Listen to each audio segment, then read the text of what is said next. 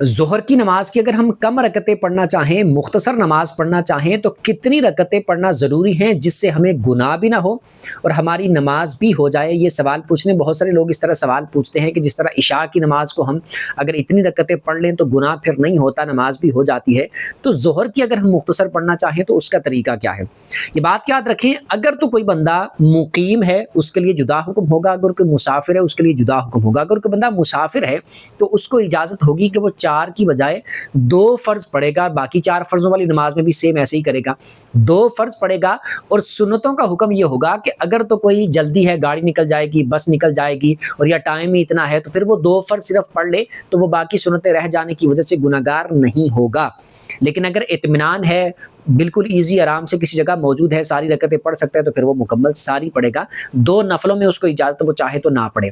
اب کوئی بندہ مقیم ہے، جیسے مسافر نہیں ہے، تو اس نے ادا کرنی ہے، تو پہلے والی 4 سنتیں یہ مؤکدہ سنتیں ہیں جن کو لازمی طور پر پڑھنا ہوتا ہے۔ اسی طرح 4 فرض وہ بھی لازمی طور پر پڑھنے ہیں، اس کے بعد 2 سنتیں وہ بھی مؤکدہ ہیں۔ یعنی اگر کسی بندے نے، مقیم نے، جو مسافر نہیں ہے، اس نے مختصر نماز بھی ظہر کی پڑھنی ہے تو 4 سنتیں، 4 فرض اور 2 سنتیں۔ بعد والے 2 نفلوں میں اس کی مرضی ہے، چاہے تو پڑھ لے، نہیں پڑھے گا تو بھی کوئی گناہ والا معاملہ نہیں ہے۔ اور یہ جو سنتیں ہیں مؤکدہ، پہلے والی 4 اور 4 فرضوں کے بعد والی 2، کبھی ایک آدھ مرتبہ مجبوری کی وجہ سے کسی کی رہ جاتی ہیں تو وہ گناہگار نہیں ہوگا، لیکن اگر کوئی اپنی روٹین بنا لے کہ ہر روز نہیں پڑھتا تو پھر وہ گناہگار ہوگا۔